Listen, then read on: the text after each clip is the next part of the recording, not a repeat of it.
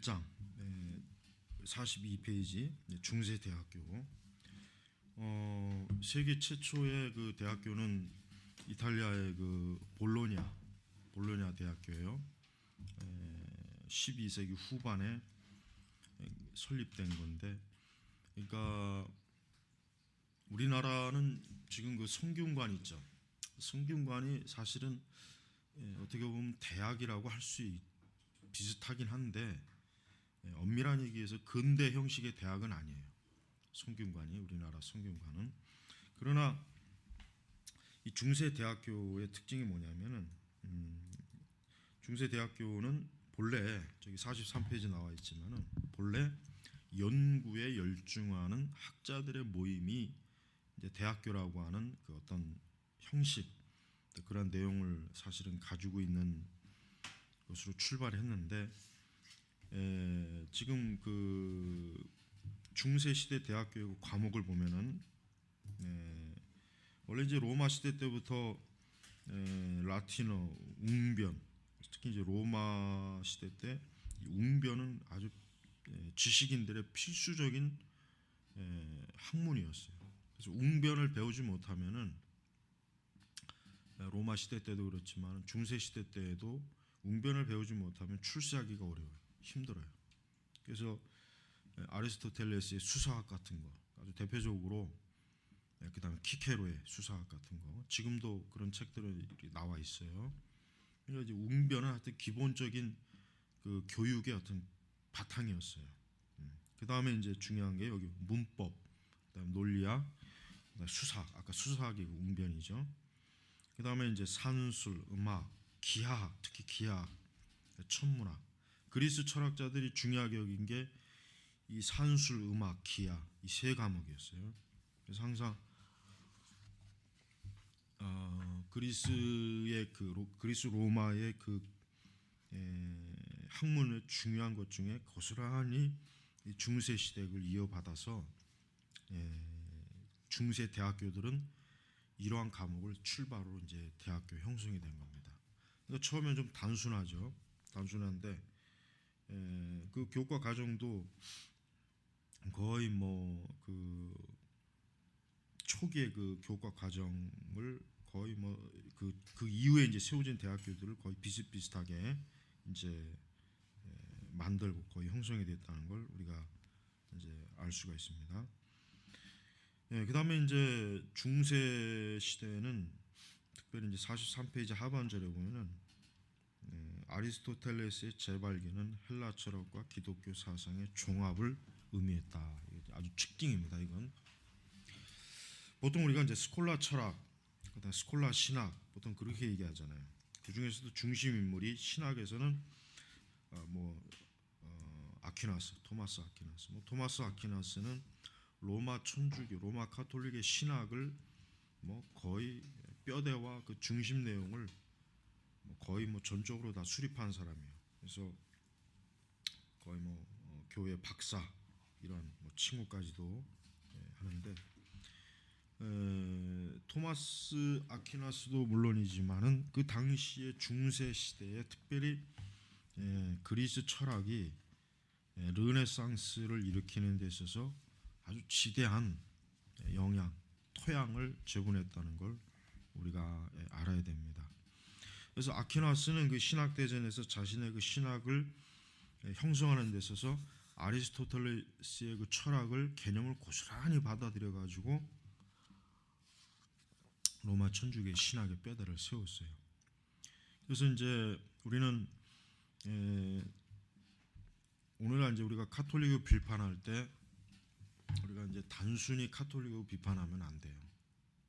카톨릭 비판할 때는 카톨릭의 가장 기본적인 거 뭐예요? 카톨릭 신학이 토대를 갖고 있는 그 철학을 우선 비판하고 그 다음에 신학을 비판해야 돼요.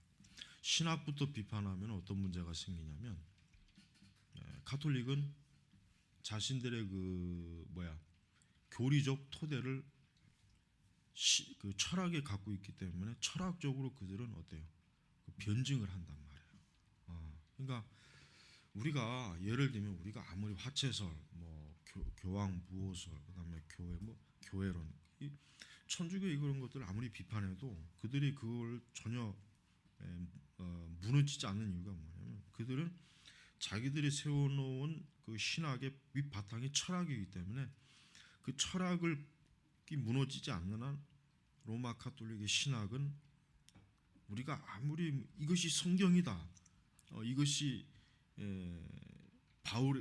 바울의 교리다 그렇게 얘기해도 이게 통하지가 않는 거예요. 그래서 여러분 사실 그래요. 아니 왜 성경에 전혀 근거하지 않는데 저들은 저런 걸 받아들이고 저런 체계를 형성할까 이런 생각을 하는데 근본적으로 로마 가톨릭의 신학은 뭐냐면 철학과 신학의 결합이 된 거예요.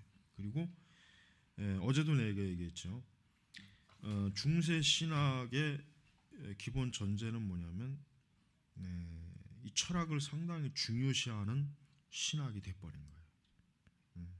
물론 그러면서도 동방교회보다는 그래도 철학, 그래도 어쨌든 성경을 형식적으로라도 더 앞세워서 그나마 다행인데 그래도 하여튼 중세 시대 그 신학이라고 하는 것은 철학에 의해서 거의 형성이 된 신학이기 때문에 종교개혁자들이 우리가 이제 칼빈의 기독교 강의나 루터나 그 외 종교개혁자들의 글을 읽어보면은 그들이 철학에 대해서도 상당히 깊이 있게 다룰 수밖에 없었던 이유는 뭐냐면 그런 철학을 다루지 않으면은 제대로 가톨릭의 신학을 비판을 못해요.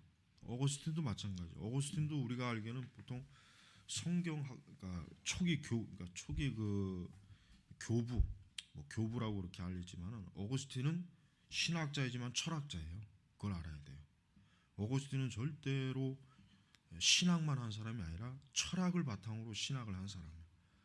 그래서 사실 어거스틴에게 있어서 오류도 많이 있어요. 오류도. 어거스틴은 완전하다고 보면 안 돼. 왜냐하면 어거스틴 자체도 말도 안 되는 오류. 왜냐하면 성경 해석에 있어서도 어거스틴은 원어를 몰랐다 그러잖아요. 어거스틴은 원어를 모르기 때문에 성경 해석에 있어서도 한계가 있었다고. 그러니까 성경 해석하는 데 있어서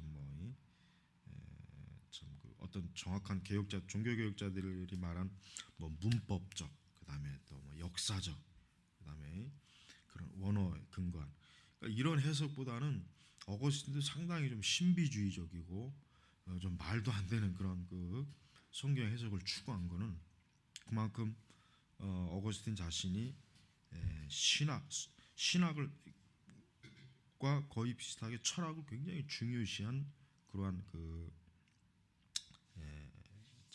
사람이었다는 거. 그 다음에 그의 시대가 어쩔 수 없었던 이유는 그런 경향을 가질 수밖에 없는 이유는 만이교. 그 다음에 그 당시에 그 시대 전후로 그 다양한 그 철학적 사조들이 굉장히 많이 막 내부로 침투하기 때문에 어거스틴으로서는 그와 같은 것들을 효과적으로 잘 방어해서 교회를 세우기 위해서는 자기가 역시 마찬가지로 그와 같은 철학의 토대를 잘 익혀야 되겠다는 그런 생각을 갖게 된 거예요. 그래서 우리가 중세 시대에는 그 대학교들이 주로 이제 철학 연구를 많이 했고, 그다음에 신학 연구도 철학의 관점에서 많이 연구했다. 이거를 알아야 되고, 그다음에 중세 시대 사람들이 굉장히 신선해한 게 뭐냐면 그리스의 철학을 다시 재발견한 거예요. 그러다 보니까 그리스 로마 특히 이제 그리스 철학에 대한 그 중세 시대 사람들은 거의 뭐 숭배에 가까워요. 거의 뭐 성경과 철학을 거의 동일시할 정도의 그 어떤 그런 마음을 그들이 갖고 있었을 정도로 철학에 대한 그들의 이 갈급함은 엄청나게 컸다는 걸 우리가 알아야 돼. 자, 다음 이제 중세 교황제로 넘어갑니다.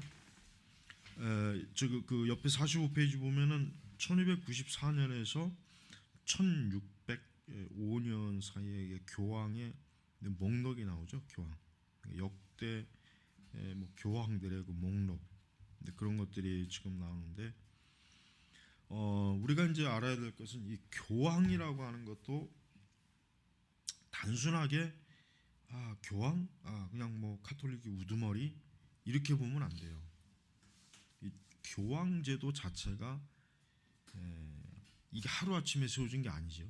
하루아침에 세워진 게 아니에요. 로마 가톨릭 자체 내에서도 이 교황제도가 굉장히 많은 어떤 여러 문제, 여러 사건과 막 결부된 상태에서 오늘날까지도 이 교황제도를 유지하고 있다는 걸 우리가 알아야 돼요. 그리고 천주교는 하여튼 다른 건 몰라도 로마 천주교와 교황제는 절대 포기 못해요. 그러니까 천주교가 진짜 개혁이 되려면 무엇부터 없어야 되지 않느냐? 교황이 없어져야 돼요. 교황 제도가 없어야 돼요. 교황과 교황이 없어지면 이제 자연히 추기경, 뭐 주교, 뭐 이런 것도 사실은 거의 뭐 의미가 없겠죠. 그러니까 로마 천주교가 진짜 개혁이 되려면 정말 참된 교회로 개혁이 되려면 어떻게 됩니까? 교황제가 없어져야 돼요. 그러니까 우리는 가톨릭이 여전히 교황제를 갖고 있는 한 그 가톨릭은 어때요? 교회가 아니에요. 정통 교회가 될 수가 없어요. 자, 그래서 중세 교황제로 들어가면 중세 교황제 역사는 교황들과 제왕들 간의 주도권 다툼이다. 그렇죠. 자, 보세요. 처음에 이제 콘스탄틴이 기독교를 로마의 공식 종교로 임명했을 때 그때 로마는 주교가 있었어요. 주교. 그 주교는 그냥 로마 지역에 있는 교회들을 전체적으로 이렇게 책임지고 관할하는 그런 어떤 종교 지도자죠. 근데 그때는 그 주교에게는 정치적인 권력이 없었어요. 처음에 로마 주교에는 정치적 권력이 없었고 그냥 순수한 기독교회, 교회를 책임지는 그러한 우두머리로 사실은 교황은 그러니까 주교가 있었단 말이에요. 그러나 이제 여기서 이제 보는 것처럼 이제 중세 시대로 중세 초기 후반으로 이제 서서히 진입하는 과정에서 어쩔 수 없는 교황과 제왕, 그 당시 이제 왕들, 뭐 그 당시 그 여러 이제 태동하기 시작한 어떤 민족 국가들의 왕들과 이제 교황들과 충돌이 있을 수밖에 없어요. 왜? 그 유럽이라는 땅 자체를 누가 주도적으로 잡고 권력을 행사하느냐 했을 때 이 교황들이 굉장히 욕심이 많아요. 그러니까 이 사람들이 애시당초부터 교회, 그러니까 순수한 영적인 그 직무만으로 만족했어야 되는데 콘스탄틴 자체가 그 당시 로마 주교 이런 그 당시 교회 고위 성직자들에게 어느 정도 이 정치적인 그런 권력에 대한 것들을 조금씩 좀 이렇게 나눠줬단 말이에요. 그 오죽하면은 나중에 문서까지 위조해 가면서 우리가 교황이 우리가 진정한 의미에서 로마 황제로부터 우리가 세속권을 부여받았다. 우리가 이런 권력을 정당하게 합당하게 받았다. 그러니까 이 교황들이 이 모든 유럽의 정치와 교회를 다 주도해야 된다. 그 문서까지 위조해 가면서 그 짓을 하는 거란 말이에요. 그만큼 이 교황들이 나중에 이제 로마가 정말 말 그대로 이방 민족들에서 짓밟혀서 이 로마의 그 종말이 왔을 때 그러나 교회는 어때요? 교회는 여전히 세워져 있었다. 그리고 그 교회가 쉽게 얘기하면 우리가 로마의 진정한 후손이다.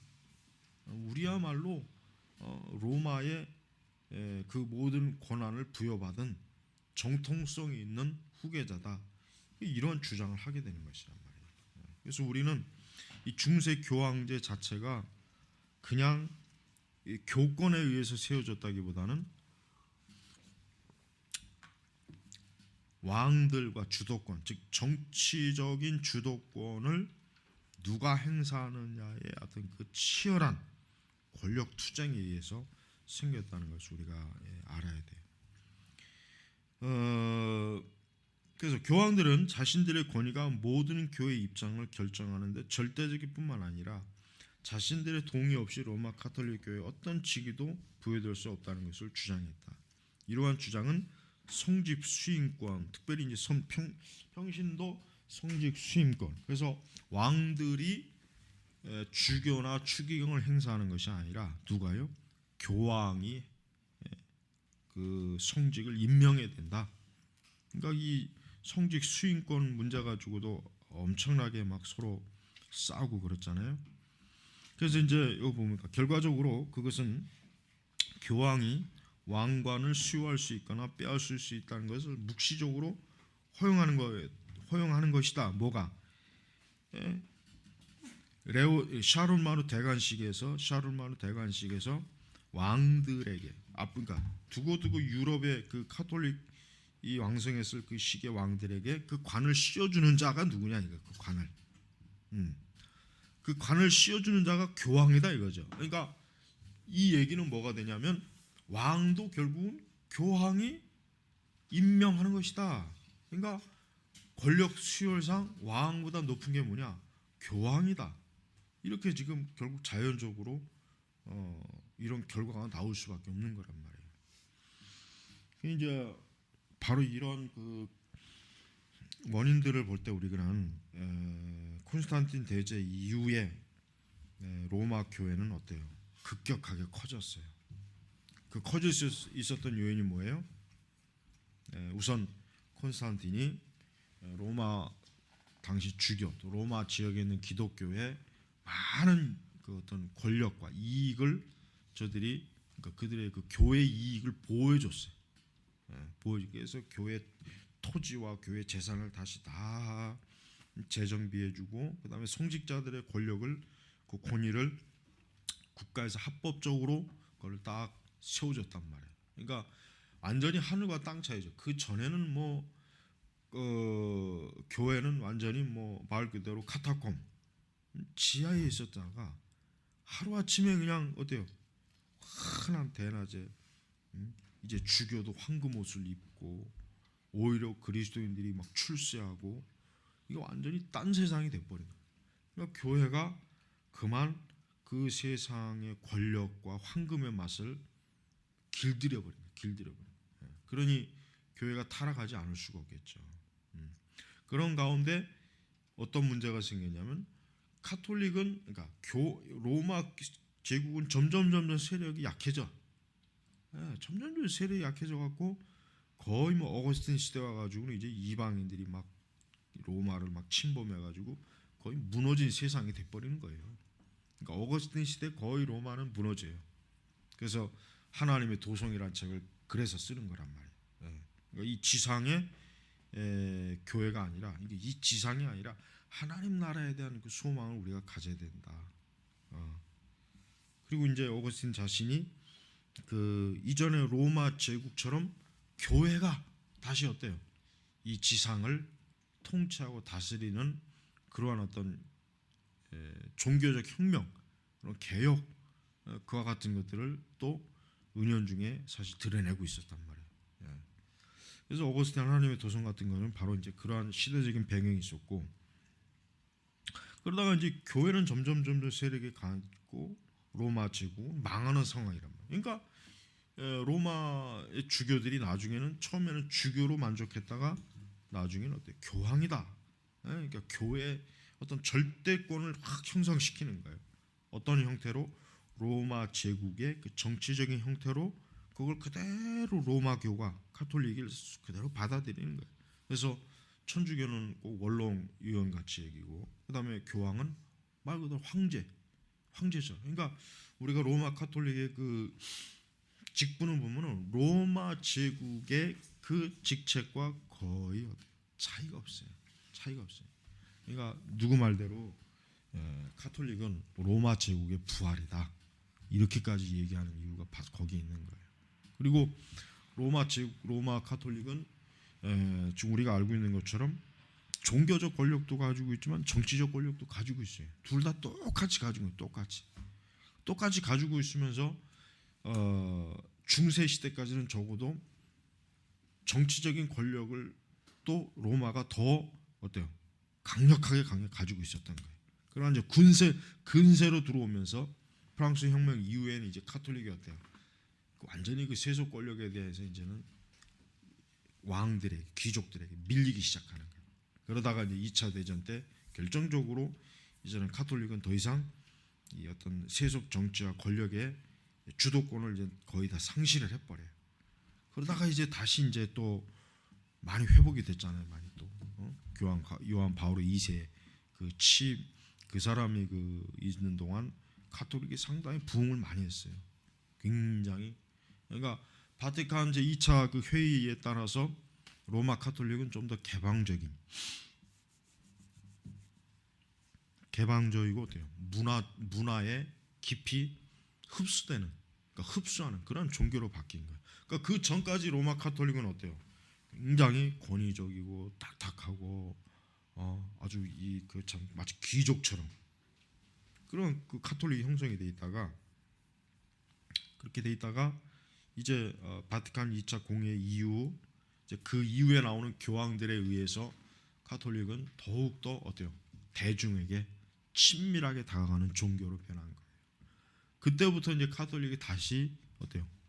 굉장히 크게 성장하게 돼. 성장. 그러니까 2차 대전 때까지만 해도 가톨릭은 말 그대로 옛날 고리타분 그런 아주 보수적인 아주 그냥 참 오랜 1000년이 넘는 시간 동안 아주 변치 않는 그런 그 교회 모습을 보였다가 60년도를 기점으로 어때요? 로마 가톨릭은 한순간에 그냥 옷을 싹 갈아입는 거예요. 옷을 갈아입는. 그러나 옷은 갈아입었지만 어때요? 내부는 고스란히 그대로 있는 거란 말이에요. 자, 그래서 이제 그 뒤부터 이제 그러니까 그러한 그 교황의 역사의 흐름이 있었는데 중세 시대는 아까 얘기한 것처럼 중세 교황제의 역사는 교황들과 제왕들 간에 있었던 주도권 다툼의 이야기를 할 수 있다. 주도권 다툼에. 그리고 교황들은 자기들의 손을에 의해서 황제가 임명되고 자기들의 소연에 의해서 정치 권력자들이 임명되는 것을 당연하게 여겼고 또 그것에 대해서 가톨릭은 엄청난 어떻게 세속 권력을 손에 쥐게 되어 있었다. 역시 이제 그런 가운데서 이제 뭐가 나옵니까? 교황 자체 내에 어때요? 이제 교황 서로 간에 이제 교황권이 난립하는 일이 생기죠. 난립하는. 그래서 가장 그 유명한 것이 교회 이제 바벨론 포로. 해가지고 교황이 둘이 나오고 그다음에 셋이 나오는 과정 속에서 어때요? 서로 내가 교황이다. 우리가 진짜 교회다. 이러한 그 서로 간의 그 싸움, 다툼 이런 것들이 굉장히 참 한참 가톨릭을 시끄럽게 만드는 그런 시대였습니다. 그리고 이제 46페이지 중반 보면은 윌리엄 캐논에 의하면 약 60년 동안 교황권은 여성들의 앞치마에서 놀아났다. 교태와 유혹을 통해 매춘부 작은 데오도라와 마로지아는 로마를 지배했을 뿐 아니라 서방 교회를 뒤흔들어 놓았다. 이 시대를 가리켜 창부정치라 그렇게 이제 불리는 것. 그만큼 이 교황 또 교황제도 자체가 아주 참 이 더러운 육적 그런 세상의 어떤 그 토대 그런 요소들이 엄청나게 막 많이 들어와 가지고 이런 별명까지 붙을 만큼 아주 참 어려운 가톨릭 자체 내에 굉장히 큰 위기가 있었던 그런 시대입니다. 하지만 가톨릭의 역사를 우리가 쭉 살펴보면 알지만 가톨릭은 생명력이 엄청 길어요. 한순간에는 거의 망하고 무너질 것처럼 여기다가 또 어떤 순간에는 또 활활 타오른단 말이에요. 그러니까 그 모든 것들이 뭐예요? 이 세상 신이 그의 주인이기 때문에 그런 것이. 그래서 우리가 이러한 그 로마 가톨릭의 어떤 여러 문제점들을 우리가 잘 파악해야 됩니다. 자, 레오 9세와 그 업적으로 들어갑니다. 레오 9세는 개혁을 원했던 그런 성직자입니다. 그러니까 교황들 중에는 상당히 그 교황이라고 하는 직책을 이용해서 어때요? 교회를 최대한 올바로 개혁을 해보자 하는 교황들이 그래도 많았어요. 그러니까 다 엉터리 같은 교황만 있었던 게 아니에요. 사실은 레오 9세, 그 다음에 이제 나중에 뭐 레오 10세 같은 경우, 이런 사람들, 그러니까 이런 사람들은 어떻게 하면 교회를 좀 다시 좀 대대로 세워보자. 교회가 왜 이 모양이냐? 그러니까 무슨 뭐 이제 성직 매매 뭐 이런 것들을 막 그냥 없애고 이제 뭐 우리는 좀 참 순수한 영적 교회로서 하나님 바로 서보자 이런 마음을 먹은 교황이 있었어요. 없었던 건 아니에요. 그래서 이 사람들은 그 무너진 교회 여러 직제라든가 권위라든가 이런 부분들, 그 다음에 교회 안에 있는 온갖 부조리들에 대해서 단호하게 그런 사실은 좀 없애려는 그런 노력을 사실은 많이 좀 했습니다. 그러나 그런 과정에서 그렇게 쉽지 않죠. 쉽지 않. 어려움인데 그 중에서도 이제 그 가장 이제 그 교회사 속에서 잘 나오지만 이 카노사의 구록이라 그러죠. 카노사의 구록. 알프스 너머 이 카노사라고 하는 그곳에서 일대 어떤 뭐랄까 완전히 어떤 중요한 대결이 열려요. 대결. 그래서 이 교황권과 황제권의 충돌이에요. 황제권의 충돌. 이 두 차이의 충돌은 어쩔 수 없이 있어야 되는 시기이지만 결국은 때가 되는 왔어요. 그래서 그 헨리 이 사람은 이 교황에게 절대 굴복할 수 없다. 자기 자신이 주도권을 잡고 교황과 이제 서로 대립했지만 그러나 이 사람도 결국은 그 교황 앞에 무릎 꿇을 수밖에 없는 그런 참 사건이 결국은 실제로 드러났습니다. 그래서 교회의 권력이라고 하는 것은 의외로 상당히 셉니다. 특별히 왕들을 이렇게 관을 씌워주는 그 뒤부터 이제 교황들은 자기 자신에 대한 우월감, 우리 교회가 결국 이 세상을 지배하는구나 이런 그 어떤 그 강한 자부심이 굉장히 많았습니다. 그래서 교황이라고 하는 그 직제 자체도 어때요?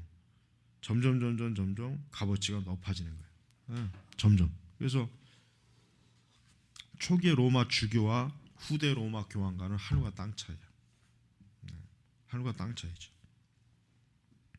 그래서 이제 이 카노사의 구록으로 말미암아 유럽의 왕권들은 교황에게 복종해야 된다 하는 것을 어떻게 보면 사실 배웠다고 봐야 돼요. 배웠다고. 그러니까 더 이상 교황에게 대드는 것은 너희들에게 좋지 않다. 이것을 지금 주장한 것이 바로 로마 그 중세 시대 그 교황의 역사 중에 가장 두드러진 것입니다. 자, 그래서 교황권의 실행은 그냥 되는 것이 아닙니다. 교황권의 실행이라고 하는 것은 언제나 정치적인 기반을 두고 실행되는 거예요. 지금도 똑같잖아요. 단순히 교황이라고 하는 사람을 종교적인 사람으로만 대하지 않아요. 교황을 하나의 중요한 정치적인 세력 또 정치적인 파트너로 보는 거예요. 예를 들면 뭐 가장 유명한 것은 이제 80년대 후반에 요한 바오로 2세와 레이건 대통령은 이 공산주의 이제 서구의 냉전 이제 그 서구에 여전히 남아 있는 공산주의 세력을 이제는 없애자, 무너뜨리자 이런 부분에서 두 사람 굉장히 공감을 많이 했어요. 그래서 교황은 그 일에 대해서 굉장히 로마 교회가 할 수 있는 모든 도움을 다 준 거예요. 영적인 도움도 주고 육신적으로도 그 실제적으로 로마 카톨릭은 그 많은 그 어떤 중국이나 이런 세력들에게 소련이나 이런 세력들에게 여전히 위성 국가로 남아 있는 국가들을 어때요? 강력하게 영적으로 지원한 거예요. 그래서 폴란드 같은 경우도 폴란드가 요한 바오로 2세 고향이잖아요. 제 조국이란 말이에요. 그러니까 그 당시 그 폴란드에서 한참 그 막 노동운동이 일어날 때 교황이 방문한 뒤로 어떻게 결국은 뭐 폴란드 같아요. 그 공산주의 정권이 무너집니다. 그래서 우리가 단순히 교황이라고 하는 사람을 종교적 인물로만 보면 큰일 나요. 왜? 그가 실제로 하는 일의 대부분은 뭐냐? 대부분 정치적인 일입니다. 그러니까 국가 원수와 교황이 만날 때는 국가 대 국가로 만나는 거예요. 어떤 사람 대 사람이 아니에요. 그리고 무엇보다도 어때요? 가톨릭의 그 절대적인 그 어떤 교황권의 강화는 결국은 이 세상 왕권의 축소를 요구할 수밖에 없는 거예요. 왜? 교황권이 더 많은 것들을 통치하고 소유를 얻고 누리려면은 많은 것이 필요하니까 사실은 그렇게 된 것입니다.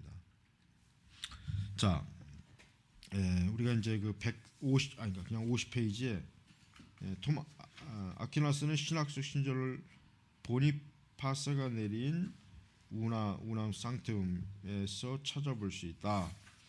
거기서 이제 이 인용글이 뭐냐면 교회 세력 안에는 영적 그리고 물질적인 두 칼이 함께 있다. 근데 이게 사실 잘못된 거예요. 하지만 이제 인용 전자는 교회를 위해 지배되며 후자는 교회에 의해 지배된다.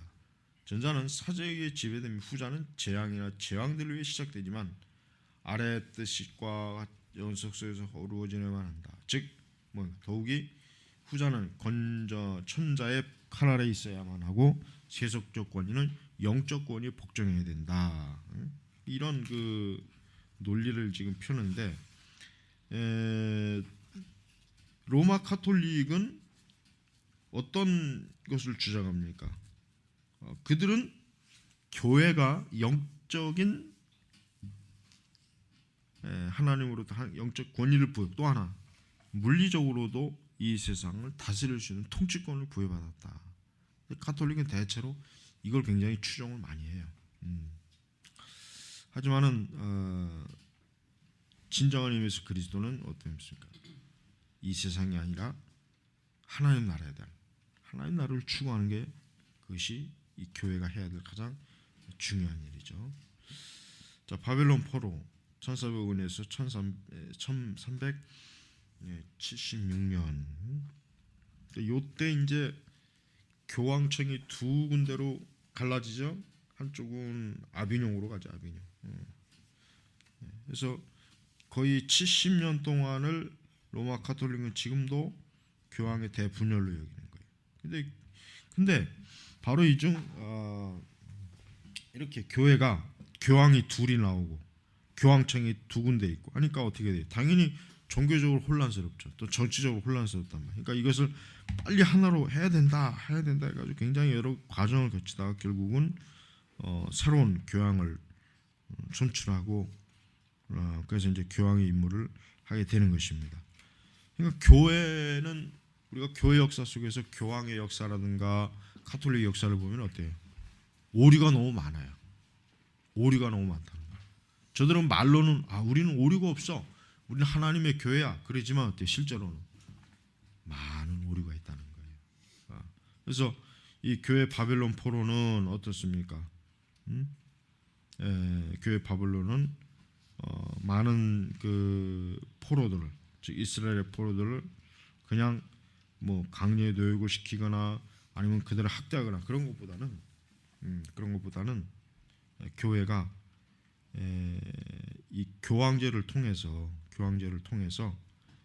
교회가 교황제를 통해서 온전한 이 세속적 권력도 지배하고 영적 권력도 지배해서 유럽 전체를 어때요?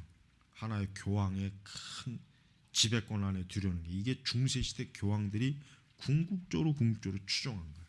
궁극적으로. 근데 사실 내가 볼 때는 그래요. 지금의 카톨릭도 그 속마음 깊숙이 그들이 드러내놓지는 않았지만 그들이 소망하는 게 뭐예요? 다시 이 세속 권력과 이 영적 권력을 둘 다 이 교황이 다 어때요? 소유하는 거. 이게 로마 카톨릭이 아주 진정한 그 속에 숨겨놓은 목적이라는 거 우리가 알아야 돼.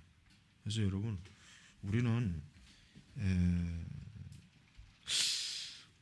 과연 그 마지막 때, 이 세상의 마지막 때 과연 로마 카톨릭은 어떠한 역할을 할 것인가?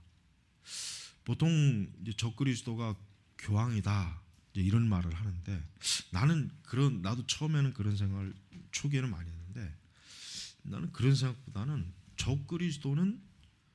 적그리스도가 나오는 데 있어서 어떤 큰 어떤 협력, 어떤 지대한 영향을 미치기는 하겠지만 교황이 적그리스도가 되기는 좀 부족하지 않나, 그런 생각을 나는 해요. 지금 나도 처음에는 교황은 반드시 거기에서 나올 거라 생각했지만 지금은 그런 생각을 안 해요. 그러나 마지막 때 이 교황이나 카톨릭은 적그리스도가 나오는 데 있어서 지대한 역할을 하는 건 분명해. 그러나 적그리스도는 로마 카톨릭에서 나온다기보다는 다른 어떤 곳에서 분명히, 그러니까 다른 어떤 영역에서 나올 거라는 게 내 생각이에요. 이거는 뭐 좀 더 우리가 뭐 좀 계시록에 관련된 종말론의 연구이지만 그런 생각이 들어요. 그래서 우리가 이제 알아야 될 건 뭐냐면, 잠깐 일부 마치면서 알아야 될 거는, 중세 시대부터 교황과 로마 카톨릭은 그들이 가장 힘쓴 게 뭐냐면, 자, 복음과 진리를 전하는데 저들이 힘쓴 게 아니에요. 뭘 힘썼습니까? 권력을 쟁취하는 데 힘을 썼다는 걸 알아야 돼요. 자, 콘스탄틴 대제 이후에 로마 주교를 중심으로 그 서방 기독교는 이제 결국은 카톨릭이 됩니다. 이제 그들이 궁극적으로 힘쓴 게 뭐냐면, 복음을 전하는 것보다는 뭐예요? 정치적 권력을 쟁취하는 일에 더 많은 힘을, 그것 때문에 얼마나 많은 피 터지는 사건이 많았는지 우리는 그걸 알아야 돼요. 자, 우리가 여기서 볼 때 그러면은 한 가지, 그렇다면 과연 교회의 진정한 목적이 뭐냐 이거예요. 과연 천주교회가 카톨릭이 교회의 진정한 목적 뭡니까? 복음을 전하는 거 아니에요. 하나님 나라를 증거하는 거 아니에요. 그럼 과연 그 일을 중세시대 교회가 했냐? 이게 제대로 못했습니다. 그러니까 우리가 이 중세시대 교회를 우리가 평가할 때, 과연 중세시대 교회가 제대로 복음 전도에 복음 사역을 감당했느냐? 이때 우리는 아니다, 그렇지 못하다. 그렇지 못하니까 누가 나왔습니까? 그렇지 못하니까 후스 같은 사람도 나오고 위클리프 같은 사람도 나오는 것이고 루터가 나오는 것이고 칼빈, 쯔빙, 결국 그 사람들이 나올 수밖에 없었던 이유가 뭐냐면, 카톨릭이 어때요? 중세시대 교회가 복음을 증거하지 못하는, 드러내지 못하는, 진리의 사역을 감당을 못한 거예요. 우리는 이 부분에 있어서 우리가 잘 좀 이해하고 넘어갈 필요가 있습니다. 잠깐 쉬고. 자, 그 다음에 이제 그 교황의 이제 그 바벨론 포로를 좀 보겠습니다. 이거는 교회사에서 아주 유명한 사건이죠.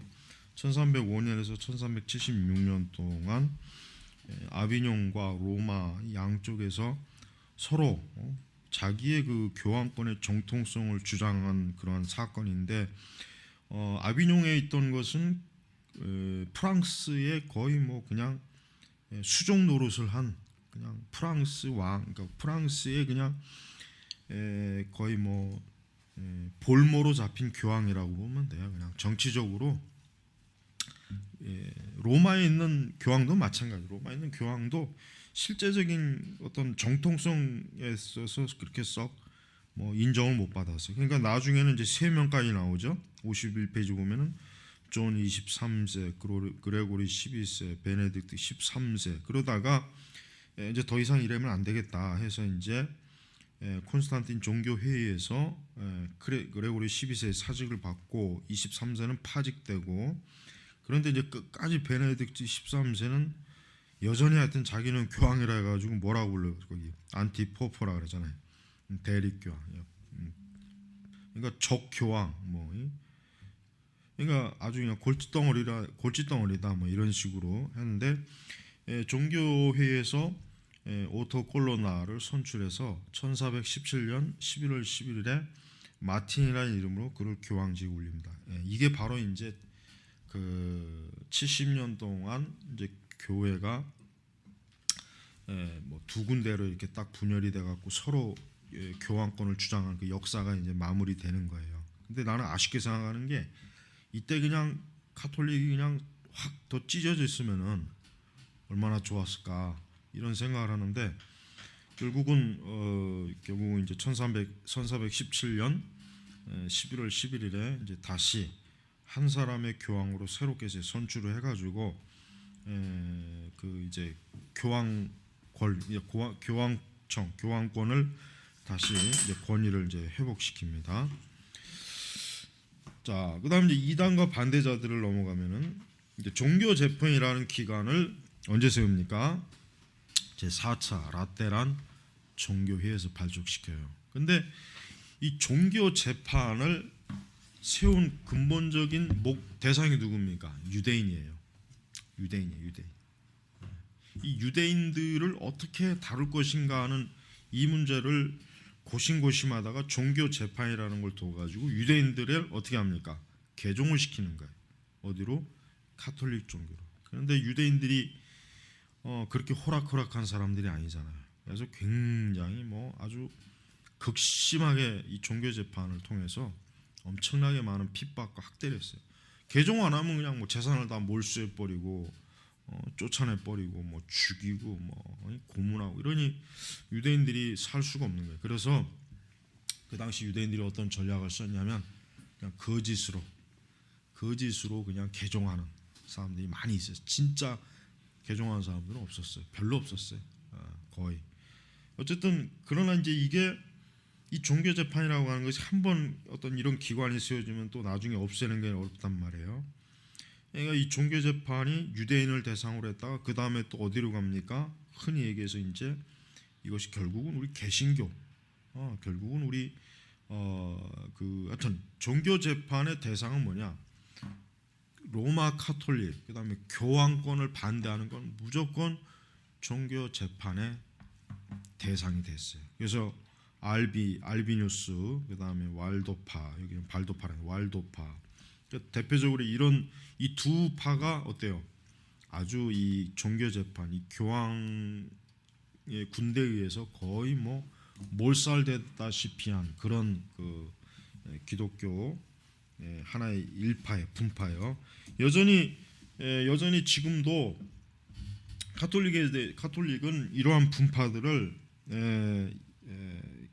카톨릭을 대항한 이단, 기독교 이단으로 이렇게 지금도 정죄하고 있고, 우리 교회 역사에서도 많은 그 교회 사가들은 알비누스파나 이 왈도파 같은 경우 이런 그 파들을 이상한 신비주의, 어떤 사이비, 극단적 종말론자 이렇게 이제 묘사하고 있는데 내가 볼 때는 그거는 좀 객관적이지 못해요. 왜냐하면 우리가 이제 이 사람들이 정말 무엇을 가르치고 무엇을 반대했는가를 우리가 살펴보면은 교황권을 반대하고 로마 카톨릭의 미신적 신앙 그런 것들을 반대하고 어떤 성경의 순수성을 추구한 이 사람들을 극단적 어떤 열광주의자, 어떤 그 사이비 종파로 본다는 것은 그거는 우리가 카톨릭의 그 판단에 동의하는 꼴밖에 안 되는 거예요. 그러니까 우리 개신교 사가들은 좀 더 이들에 대한 그 연구를 더 많이 해서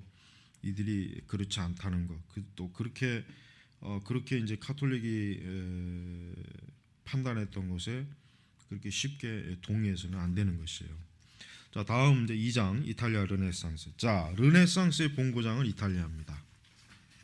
르네상스의 본고장은 이탈리아입니다. 그렇다면 왜 이탈리아에 되는가? 왜 이탈리아에서 르네상스가 일어났겠는가? 우선 이탈리아는 그 당시 유럽 국가 중에 가장 무엇이 발달했냐면 상업, 무역이 발달했단 말이에요. 특히 이탈리아에서 그 우리가 이제 여기 뒤에 보면 이게 지도가 나오지만은 이탈리아 북부가 어때요? 굉장히 상업과 무역이 발달해요. 그래서 그 옆에 그 아드리안 해가 있죠? 이 아드리안 해 가지고 피렌체, 그다음에 베네치아, 그거 보이죠? 피렌체나 베네치아 이런데 지금도 역시 여전히 이런 국가들이 활발하게 무역을 통해서 부를 엄청나게 축적을 한단 말이에요. 여러분이 그 메디치 가문의 그 책도 있어요. 메디치 가문의 그 책 전기문도 꼭 읽어봐야 될 필요가 있는데 지금도 이탈리아 엊그제 신문 보니까 이탈리아 북부에 있는 그 도시들이 이탈리아에서 독립해야 된다. 왜? 이탈리아 남부는 이 경제력이 약하거든. 이탈리아 남부는 농업 중심의 사회란 말이야. 그러니까 이탈리아 전체 그 이탈리아 그저 베네치아에서 내는 돈만 해도 뭐 세금이 300억이라 그래. 하여튼 뭐 그래요. 그러니까 이 북부에 있는 도시들이 뭐예요? 자기들이 애써 피땀 흘린 벌은 돈을 저 남부 게으른 놈들한테 왜 퍼줘야 되느냐? 아주 지금 이탈리아에 있는 이 북부의 도시들이 이탈리아에서 독립해가지고 도시국가로 이런 지금 얘기가 막 심각하게 나오고 있어요. 자, 중세 시대 때도 그래요. 중세 시대 때에도 우리가 이 지도를 보면 알겠지만은 남부는 뭐 볼 게 없어요. 그다음에 그 장화 맨 끝에 그 보면은 그 시칠리아. 이건 뭐 여기는 그 유명한 마피아들이 맨날 먹고 살 게 없으니까 이 마피아 같은 그런 조직 단체를 결성해갖고 자기들의 권력을 막 하죠. 그러니까 이탈리아에서 르네상스가 일어날 수 있었던 근본 원인은 뭐냐면 경제적 활동, 상업적 활동에 무역 활동이 왕성하게 일어나가지고 부가 축적이 된 거예요. 그리고 그 부를 축적한 부를 어떻게 합니까? 메디치 가문에 있는 그런 사람들이 그 부를 어떻게 씁니까? 그 사람들이 예술과 문화 이런 것들을 막 장려하는 거예요. 예를 들면 사람이 돈이 많아지면 처음에는 어떻게 해요? 막 옷을 사고 막 집을 사요. 더 돈이 많아지면 어떻게 해요? 그 다음부터 예술품을 사는 거예요. 마찬가지요. 이탈리아 이 북부 지역에 있는 도시들이 굉장히 막 어때요? 부가 막 축적되니까 어떻게 합니까? 이제는 예술과 문화에 대한 그 어떤 분야로 돈을 쏟아붓는 거예요. 해가지고 지금도 우리가 사실 뭐 나도 마찬가지지만 이탈리아는 한 번쯤 꼭 가볼 필요가 있어요. 왜냐하면 얼마만큼 그 화려한 문화들이 그 중세 시대 문화들이 지금도 고스란히 있잖아요. 그러니까 이런 문화들이 결국은 뭘 추구하게 되냐면은 휴머니즘, 인본주의를 추구하고 그리스 로마의 철학을 추구하고 그런 예술들을 추구하는 거예요. 그러니까 이런 것들이 막 추구하다 보니까 여기서 르네상스가 일어날 수 있었던 요소가 되는 거란 말이에요. 요소가 되는 거예요. 그래서 우리가 이제 서구 문명의 역사를 한번 보면은 이탈리아의 르네상스 운동이 서구의 그 근대 세계를 세우는 데 있어서 르네상스가 상당히 큰 영향력을 많이 발휘해요. 이 르네상스가 없었다면은 종교 개혁도 없었어요. 엄밀하게 얘기하면 종교 개혁도 없었단 말이에요. 그만큼 르네상스는 뭡니까? 유럽 사람들의 정신적, 그다음에 예술적, 문화적 부흥을 얘기하는 거예요. 말 그대로 르네상스, 말 그대로. 그러니까 그 전까지 그 중세 시대 사람들은 어때요? 천박하고 돼지 갖고 먹고 처먹고 놀고 농부들의 그 천박함, 굉장히 그 좀 야만적인 그런 세계란 말이에요. 야만적인. 오늘날 유럽이 저렇게 세련될 수 있었던 게 르네상스 때문에 그래요. 근데 그 르네상스를 통해서 어때요? 철학이 막 학문적으로 발달하지, 대학이 또 더 막 급성장하게 발달하죠. 어떤 예술, 조각, 문학, 음악 이런 거기다가 이제 기독교와 특별히 관련이 되는 건 뭐예요? 기독교와 특별히 관련이 되는 거는 말 그대로 인쇄술이 발달하고 또 대학에서 좀 더 철학을 깊이 공부할 수 있는 그런 그 여건이 막 조성이 되니까 어때요? 기독교 신학이 발전되는 거예요. 중세 시대의 그 어떤 고립된 그 상황에서 그 철학으로 인해서 또 그 사상적 막 그 활발한 그 운동으로 인해 가지고 신학이 발달이 되는 거예요. 발달이 되는 거예요. 바로 그런 그 그래서 이제 가장 결정적으로 중세 시대 인물 중에 에라스무스 있죠. 에라스무스의 전기집도 있어요. 에라스무스의 전기집도 여러 개가 있는데 에라스무스의 전기집도 한번 꼭 읽어봐야 돼. 중요한 사람. 왜냐하면 에라스무스는 루터 이전에 어떻게 보면 루터가 될 수도 있었던 사람이에요. 왜냐? 그가 헬라어를 번역한 거 아니야. 그 사람이 헬라어 그 원어를 헬라어 원역 신약 성경을 아주 뭐 참 탁월한 그 어학 실력을 가지고 번역을 했단 말이에요. 그러니까 그 에라스무스 같은 사람은 사실은 잘만 하면은 루터와 같이 될 수도 있었지만 역시 에라스무스는 어떤 사람이에요? 인문주의자지 신학자는 아니었어요. 그러니까 그게 한계. 그러나 루터는 어떤 사람이에요? 루터는 신학자였지 인문주의자는 아니야. 그러나 루터는 인문주의가 막 그 열매를 맺은 그것을 루터가 잘 활용을 한 거야. 활용을. 근데 에라스무스 같은 사람은 상당히 우승예찬이라는 책이 있죠. 그 당시에 카톨릭 로마 천주교 그 여러 그 참 그 해괴망측한 부패하고 이런 것들을 막 그냥 비꼬고 그런 것들을 막 어떤 그 추잡스러운 것들을 막 웃음거리로 알면서 그냥 풍자하는 식으로 막 책을 써서 그 당시 유럽 전역에 있는 그 지식인들에게 카톨릭의 그 참 엉터리 같은 면을 많이 부각시켰단 말이에요. 그리고 이 종교 즉 그 당시 중세 유럽 사람들한테 정신적으로 깨우치는 거예요. 우리가 맹목적으로 교황을 추종해서는 안 되겠구나. 맹목적으로 우리가 카톨릭에 속해서는 안 되겠구나. 이런 생각이 에라스무스가 사실은 처음에 씨를 뿌려줬다고요. 지적으로 이 지식인층에게. 그러다가 이제 에라스무스의 그 신약 성경 헬라어판을 루터도 나중에 읽었어요. 그리고 그 당시에 많은 성경학자들이 그 에라스무스가 편찬한 신약 성경을 보고 더 성경을 깊이 원어로 연구하는 그 토대를 마련해 줬다고. 그게 결국 나중에 루터까지 온 거예요. 그래서 루터는 사실 처음에 루터도 그렇지만 에라스무스도 서로 좋게 봤어요. 서로 호의적으로. 그러다 이제 나중에 좀 더 이제 교리적, 신학적 그 논쟁에 들어갔을 때는 에라스무스는 여전히 어때요? 카톨릭에 남아 있고, 그다음에 루터는 아주 단호하게 카톨릭과 딱 선을 그어버린 거예요. 이제 그게 큰 차이야. 그래서 이제 르네상스가 우리가 이제 이 책 제목 자체도 결국 뭐야? 르네상스와 종교 개혁이잖아요. 그러니까 르네상스와 종교 개혁은 뗄래야 뗄 수가 없는 거예요. 아까 얘기했지만은 르네상스가 없었다면 종교 개혁은 일어나지 못했어요. 절대 못했어요. 우리가 칼빈도 보면 알죠. 칼빈도 공부하는 그가 그 신학을 공부하는 방식이 어디서 영향을 받은 거냐면 르네상스의 영향을 받은 거예요. 그러니까 하나님께서 참 감사하게도 종교 개혁을 일으킬 그 상황 속에 이 문예 부흥 운동을 일으켜 놔 가지고 그 당시 사람들에게 지적 문화적 그 어떤 그 종교 개혁이 일어났을 때 그 충격을 완화하고 받아들일 수 있는 그 환경을 형성시켜 준 거란 말이에요. 만약에 문예 부흥이 없는 상태에서 루터가 만약에 이신칭의를 얘기했다면 내가 볼 때 루터는 당장 잡혀서 죽었습니다. 화형당했어요. 100% 맞아요. 왜? 이미 루터가 그런 얘기를 했을 때는 벌써 에라스무스 같은 사람이나 그 당시 르네상스를 통해서 사람들이 정신이 깨인 거예요.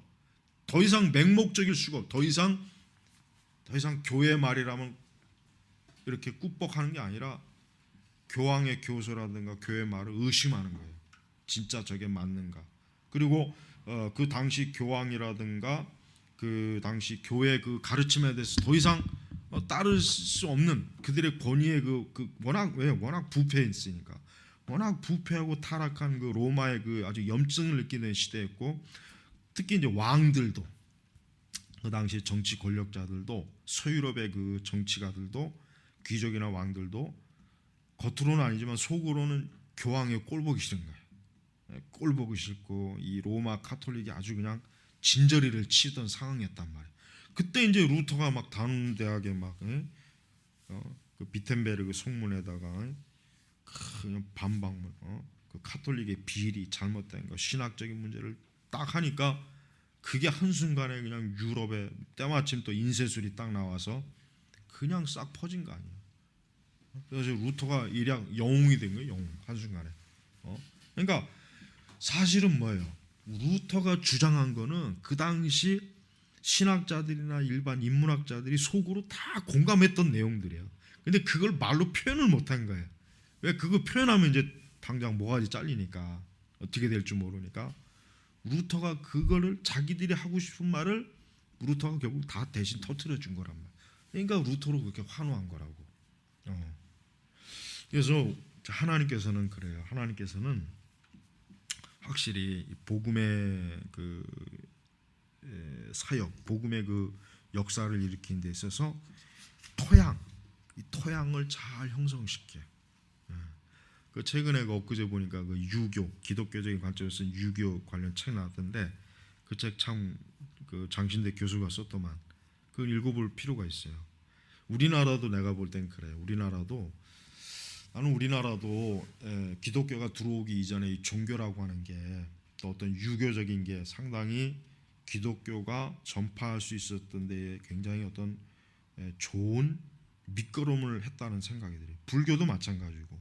왜? 우리 민족은 의외로 상당히 종교성이 강해. 굉장히 강해. 그러니까 우리 민족은 참, 물론 뭐 세상에 어느 민족이든 다 종교성이라고 이런 거 있지만 우리 민족은 유난히 이 종교성이 집착이 강한 민족이란 말이에요. 그런 상태에서 이제 그 이시 조선이 거의 뭐 이제 그 무너지는 그 이제 말기에 와닿지. 또 불교는 불교대로 그 어떤 오랜 동안의 그 불교의 어떤 그 참 퇴폐적인 그 어떤 그 불교도 이제는 어떻게 보면 거의 끝을 다한 그런 상태로 보이죠. 그러다 보니까 그러나 여전히 사람들은 어떤 뭔가 이 종교적 뭔가 이 잡을 만한 대상을 계속 찾는 와중에 뭐가 들어왔어요? 기독교가 들어온 거예요. 그래서 기독교가 급속하게 퍼진 거라고. 천주교도 마찬가지예요. 천주교도 처음 들어올 때 천주교가 굉장히 전파 속도가 빨랐어요. 그래서 오죽하면 그 우리나라 조선 그 당시 그 정부에서 조정에서 이대로 놔두면 큰일 나겠다. 그러니까 어떻게 해요? 그러니까 그냥 단호하게 이거를 지금 잡지 않으면 조선이라는 나라가 자칫하면은 천주교라고 하는 이 종교에 잘못하면 먹히겠다. 이런 위기감이 들으니까 어때요? 다 잡아 죽인 거란 말이에요. 그거. 왜? 너무 세력이 위협적이 되는 거예요. 위협적. 세력이 조그만하면 그렇게까지 안 해. 그러나 굉장히 커지니까 안 되겠다 싶으니까 그냥 아예 싹 그냥 뭐 신유 박해니 뭐 이런 병인 박해니 이런 그런 그 엄청난 그 카톨릭의 그 잔혹사가 시작되잖아요. 그게 왜 그러죠? 그 당시 벌써 사람들에게서 하나님, 천주교는 하나님이라고 하잖아요. 이제까지 전혀 들어보지 못했던, 알지 못했던 새로운 종교. 그런데 이 종교는 평등한 종교. 그러니까 천주교도 양반이니 쌍놈니 이런 계급을 차별 안 두잖아요. 천주교도 오직 하나님 앞에 우리 모두는 형제다, 자매다. 그런 것들을 가르치니까 사람들이 좋아하는 거예요. 그 당시 일반 민중들이. 그러니까 천주교도 그래서 굉장히 전파 속도가 빨랐다고요. 그러니까 내가 전에도 얘기했지만 만약에 그때 그 천주교를 만약에 그렇게 안 했으면 내가 볼 때 우리나라는 지금 천주교 국가가 됐을 거예요. 나 이건 장담해. 근데 참 하나님의 섭리예요. 얼마나 감사한지 모르겠어요. 가지고 그때 이제 그런 계기로 천주교 한번 풀이 팍 꺾였죠. 거의. 그러다가 이제 조금 더 이제 세국 정책이 풀어지고 개방화되는 상태에서 우리 선교사들이 들어온 거예요. 그래서 선교사들이 들어와서 이 기독교가 확 퍼질 수 있었던 원인이 된 거란 말이에요. 그러니까 하나님께서는 이 복음이 들어가는 그 지역에 먼저 사전 정지 작업을 하셔요. 정지 작업하는 거예요. 그러니까 여러 문화나 예술이나 철학이나 이런 정치 이런 거를 다 정지 작업을 해가지고 복음이 들어가기에 훨씬 더 좋은 여건을 하나님 만들어 주시는 거예요. 그런 다음에 이 복음 전파가 이루어지는 거란 말이에요. 그러니까 우리가 종교 개혁도 그게 우리가 후스를 봐요. 후스도 그렇지만 위클리프도 그렇지만은 그들의 주장이 종교 개혁자 주장과 그렇게 거의 비슷하지만 어떻게 됐어요? 다 잡혀 죽었잖아요. 화형당했잖아요. 그 왜 그래? 그 당시에는 그런 것들을 주장하기 위한 토양이 준비가 안 돼 있는 거예요. 준비가 안 돼 있으니까 이렇게 어떻게 보면 시대를 너무 일찍 그냥 참 타고난 거죠. 그러나 루터는 정말 시대를 아주 적절한 시대, 하나님께서 섭리하신 거죠. 뭐 하나님께서 적절하게 딱 그 섭리를 딱 해서 때가 되었을 때 하나님께서 루터를 통해서 종교개혁이 일어나고 칼빈을 통해서 종교개혁을 더욱더 정교하게 처리하고 해서 이 종교개혁이 잘 뿌리낼 수 있도록 그렇게 한 것이란 말이에요. 그래서 이제 57페이지 보면은 57페이지 하반절에 보면은 르네상스는 반드시 한편으로는 중세와 다른 운동으로 인식돼야 하며 다른 한편으로는 종교개혁과도 구별되어야만 한다. 그래요, 맞습니다. 이건 정확한 거예요. 르네상스는 르네상스 나름대로의 그 정말 연구할 내용이 많아요.